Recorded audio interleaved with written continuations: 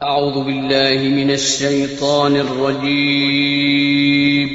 پناہ مانگتا ہوں میں اللہ کی شیطان مردود سے۔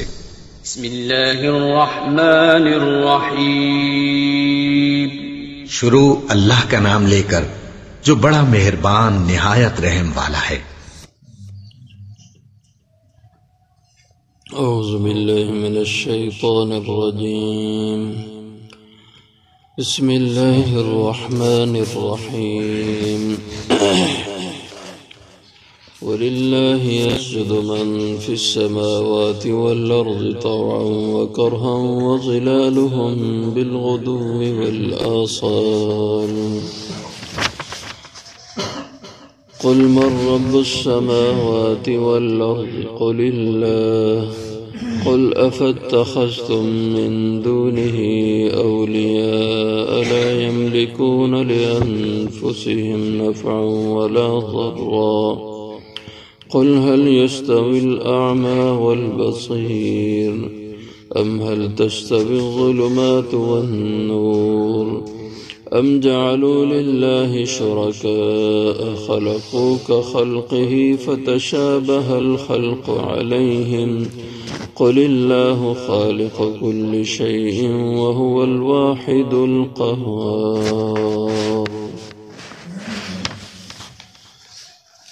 وَلِلَّهِ يَسْجُدُ اور اللہ کے لیے ہی سجدہ کرتے ہیں جھکتے ہیں من فی السماوات والارض جو بھی ہیں آسمانوں میں اور زمین میں ہیں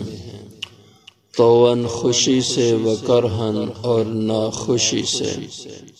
وظلالہم اور ان کے سائے بھی بالغدو والآصال صبح اور شام قل کہہ دیجئے من رب السماوات والارض کون ہے پالنے والا آسمان و زمین کا قل اللہ آپ ہی کہہ دیں اللہ ہے قل کہہ دیں افاتخذتم من دونہ اولیاء کیا بنا لیے تم نے اس اللہ کو چھوڑ کر اولیاء اور کارساز لا یملکون وہ کہ جو نہیں اختیار رکھتے لأنفسہم اپنے آپ کے لیے نفعا ولا ضرا نفع اور نہ نقصان کا قل کہہ دیجئے هل يستوي الأعمى والبصیر کیا برابر ہو سکتا ہے اندھا اور دیکھنے والا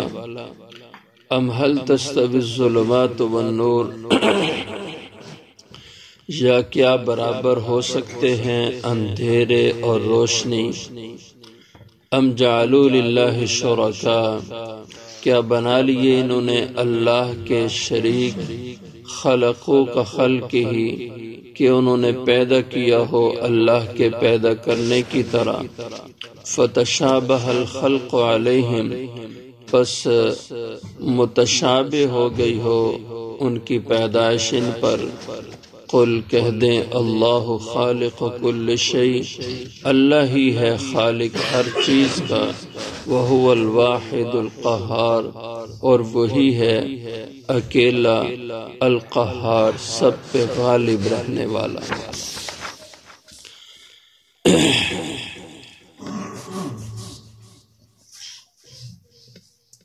اللہ جل شانہ کی توحید کے دلائل کا ذکر ہو رہا ہے تو فرمایا کہ اس کائنات کا رب اس کا خالق اور مالک وہ اللہ ہے اور جو خالق ہوگا جو رازق ہوگا وہی معبود اور مسجود ہونے کے لائق ہے اور جو خالق نہیں ہے رازق نہیں ہے تو وہ معبود اور مسجود ہونے کے لائق نہیں ہے اس لیے فرمایا وَلِلَّهِ يَسْجُدُ مَن فِي السَّمَاوَاتِ وَالْأَرْضِ اس کائنات میں جتنی مخلوقات ہیں اللہ کے لیے سر جھکاتے ہیں اللہ کے لیے وہ جھکتے ہیں من فی السماوات وہ مخلوق جو آسمانوں میں فرشتے ہیں اور زمین میں بھی وہ فرشتے ہیں اور وہ مخلوق جو زمین کی مخلوقات ہیں، انسان ہیں، جن ہیں، حیوانات ہیں، اور یہ پودے، درخت ہیں، پتھر ہیں، سب مخلوقات اللہ کے آگے یسجدو سجدہ ریز ہوتے ہیں، یعنی جھکتے ہیں، اپنا سر خم کیے رہتے ہیں اس اللہ کے سامنے۔ طوعاً، بعض خوشی سے یہ عمل کرتے ہیں، جیسے مخلص ایماندار وہ خوشی سے اللہ کے آگے جھکتے ہیں، اور بعض وکرہن، ناخوشی سے، ناپسندیدگی سے بھی انہیں جھکنا پڑتا ہے۔ وہ جھکنا نہیں چاہتے پھر بھی انہیں جھکنا پڑتا ہے، جیسے منافق ہوتے ہیں یا کافر ہوتے ہیں کہ جب کبھی مجبور ہو جاتے ہیں حالات سے تو پھر آخر اللہ کے آگے ہی ہاتھ پھیلاتے ہیں، اسی کے آگے جھکتے ہیں۔ اور اسی طرح بعض لوگ عبادت نہیں کرنا چاہتے لیکن کبھی مجبور کر دیے جاتے ہیں، ایمان رکھتے ہیں لیکن عبادت نہیں کرنا چاہتے ہوتے، ان کا سر اللہ کے حضور جھکنے کو تیار ہی نہیں ہوتا، لیکن کرہن، کبھی مجبور کر دیے جاتے ہیں، حالات ایسے انہیں گھیر لیتے ہیں، مصائب کے بھنور میں ایسے پھنستے ہیں کہ نہ چاہتے ہوئے بھی رب کے آگے انہیں سجدہ ریز ہونا پڑتا ہے۔ تو طوعاً و کرہن، خوشی سے ناخوشی سے، سبھی کو اللہ کے حضور جھکنا ہوتا ہے۔ وظلالہم، اور ان چیزوں کے سائے بھی اللہ کے آگے جھکتے ہیں۔ بالغدو والآصال، صبح اور شام۔ غدو، غدوتن کی جمع ہے، پہلے پہر کو کہتے ہیں، آصال اصیل کی جمع ہے، پچھلے پہر کو کہتے ہیں۔ صبح اور شام یعنی ہمہ وقت اللہ کے آگے ان کے سر جھکتے رہتے ہیں۔ تو بعض حضرات نے کہا کہ یہ جو فرمایا وظلالہم، اور ان کے سائے، تو اس سے مراد یہ ہے کہ وَلِلَّهِ يَسْجُدُ مَنْ فِي السَّمَاوَاتِ، تو من سے مراد ہے ان مخلوقات کا باطن جو روح ہے، اور ظلال سے مراد ہے ان کا ظاہر، یعنی ان کا اندر اور باہر، ان کا باطن اور ظاہر، یہ کلی طور پہ اللہ کے حضور سجدہ ریز ہوتے ہیں اور جھکتے ہیں صبح اور شام۔ قل کہہ دیں من رب السماوات والارض،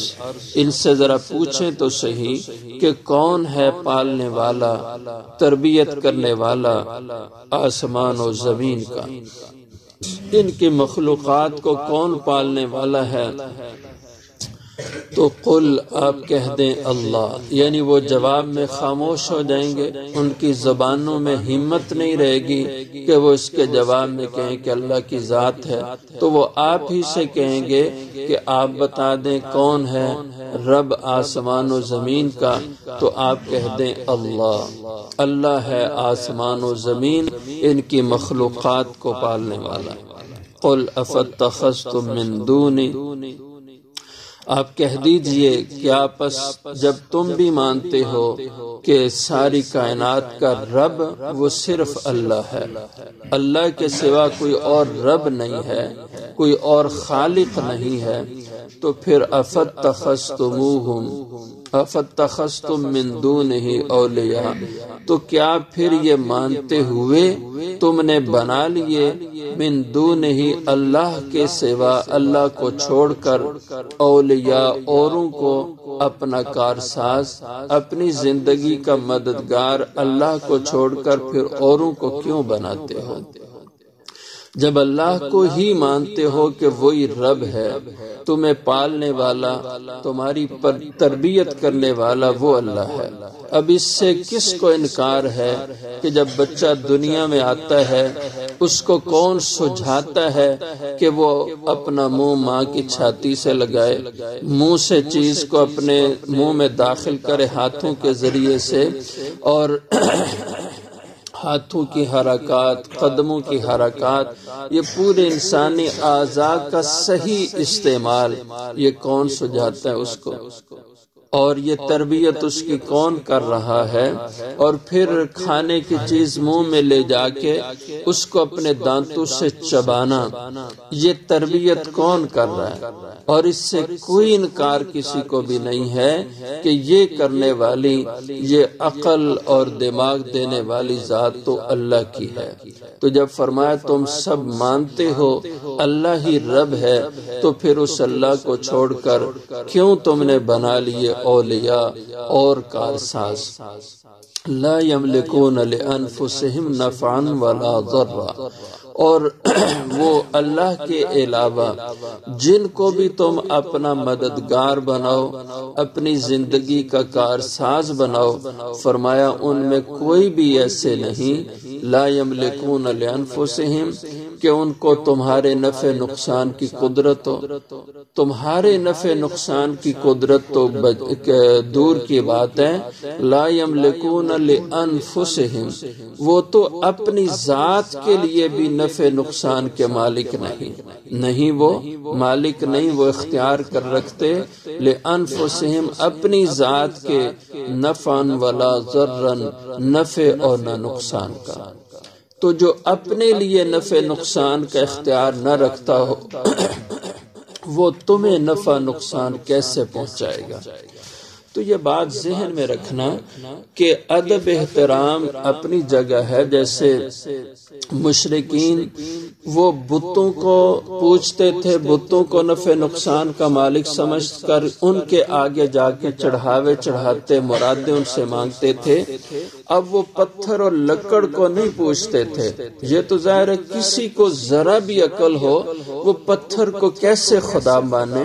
یا لکڑ کو کیسے خدا مانے۔ اب کیا تھا؟ احادیث میں آتا ہے، بخاری شریف میں، تفسیر عزیزی میں، ان میں آتا ہے کہ وہ لوگ کیا کرتے تھے، پتھروں پہ انبیاء علیہ السلام اور اولیاء کرام کی تصویریں بناتے تھے، یعنی پتھر کو تراش کے، جیسے ہمارے ہاں بھی لوگوں نے ڈیکوریشن کے شیر بنائے ہوتے ہیں، ڈیکوریشن کے مٹی سے، چونے سے یہ گھوڑے جانور بنائے ہوتے ہیں۔ اور جو آج بھی بت پرست ہیں انہوں نے اپنے قومی ہیرو، اپنے مذہبی رہنما، ان کی شکل کے مجسمے بنائے ہوتے ہیں۔ تو ان کا یہ عقیدہ تھا کہ وہ حضرت ابراہیم علیہ السلام کا مجسمہ بنا کے کھڑا کرتے، حضرت اسماعیل علیہ السلام کا اور دیگر پیغمبروں کا۔ تو عقیدہ یہ ہوتا تھا کہ اس مجسمے میں جو وہ پتھر سے بنا کے گھر میں یا عبادت خانے میں رکھتے یا لکڑ کو تراش کر اس پہ تصویر اس بزرگ کی یا ان پیغمبروں کی بنا کے رکھتے، تو عقیدہ یہ ہوتا تھا کہ وہ اللہ کے پیغمبر یا وہ اللہ کے ولی اس تصویر میں آ کے داخل ہوتے ہیں، ان کی روح اس میں آتی ہے۔ تو وہ جو چڑھاوا چڑھاتے تھے اس پتھر کو نہیں، اس اللہ کے پیغمبر کی روح پہ چڑھاوا چڑھاتے، نبی کے لیے چڑھاوا چڑھاتے اور ولی کے سامنے چڑھاوا دیتے۔ اور وہ اگر ہاتھ باندھ کے ان کے آگے کھڑے ہو کے عبادت کرتے تھے تو عقیدتاً وہ عبادت پتھر لکڑ کی نہیں بلکہ اللہ کے پیغمبر اور ولی کی عبادت کرتے تھے۔ ان سے اگر آ کے مرادیں مانگتے تھے، لیکن سامنے وہ مجسمہ پتھر کا ہے، لیکن عقیدہ یہ ہوتا تھا کہ پیغمبر کی روح اس میں ہے، ولی کی روح اس میں ہے، تو مراد آ کے وہ نبی اور ولی سے مانگتے تھے۔ تو آج لوگوں کو یہ مغالطہ ہوتا ہے کہ یہ قرآن کی آیتیں تو بتوں کے لیے ہیں، ہم تو اولیاء کرام کی قبور مبارکہ پہ جاتے ہیں، اولیاء کرام کے مزارات پہ جاتے ہیں، تو قرآن تو نفی بت کی کر رہا ہے۔ ولی کے مزار سے پہ جا کے چڑھاوا چڑھانا یا اللہ کے ولی کو، اللہ کے دوست کو مدد کے لیے پکارنا، اس سے تو قرآن منع نہیں کرتا۔ تو بھئی حقیقت کو سمجھنا ہے کہ قرآن کس چیز کی نفی کر رہا ہے۔ قرآن پتھر اور لکڑ کے پوجنے کی نفی نہیں کر رہا، اور نہ پتھر اور لکڑ کو کسی نے آج تک پوجا ہے۔ پتھر اور لکڑ ایک علامت ہوتے تھے، جیسے ہمارے سامنے کسی بزرگ ہستی کی قبر ہے اور قبر پہ پتھر اور بہت کچھ بناؤ سنگار ہے، تو کیا اب کوئی شخص جو چڑھاوا جا کے اس قبر پہ چڑھاتا ہے وہ اس مٹی یا پتھر پہ چڑھاتا ہے؟ اس کے ذہن میں یہ ہے کہ اس مٹی اور پتھر کے نیچے یہ جو بزرگ ہستی مدفون ہے وہ چڑھاوا ان کی روح کو خوش کرنے کے لیے دے رہا ہے، نہ کہ وہ لکڑ، نہ کہ وہ پتھر اور مٹی پہ چڑھاوا دے رہا ہے۔ اسی طرح وہ جو مٹی یا پتھر یا لکڑ کے مجسمے کھڑے کرتے تھے اور وہ مجسمے کسی شخصیت کی شکل پہ ہوتے تھے، اور عقیدہ یہ ہوتا تھا کہ اس شخصیت کی روح اس مجسمے میں ہوتی ہے، اور وہ روح کو خوش کرنے کے لیے اس کے نام کے چڑھاوے دیتے تھے اور اس روح سے مدد مانگتے تھے اور اس کی عبادت کرتے تھے۔ اس کو قرآن نے شرک قرار دیا اور یہ کہا کہ لا یملکون لانفسہم نفعا ولا ضرا، اور خود حضور کی زبانی اللہ نے کہلوایا کہ اے میرے حبیب، آپ خود ان کو یہ عقیدہ سمجھا دو کہ نفع نقصان کا مالک صرف تمہارا رب ہے، میں بھی تمہارے نفع نقصان کا مالک نہیں ہوں۔ سورہ یونس میں بھی قرآن پاک کی آیت مبارکہ موجود ہے، اور غالباً سورہ جن میں بھی موجود ہے کہ لا املک لکم ضرا ولا رشدا، کہ میں تمہارے لیے نفع نقصان کا مالک نہیں ہوں۔ اور ایک مقام پہ فرمایا قل لا املک لنفسی نفعا ولا ضرا،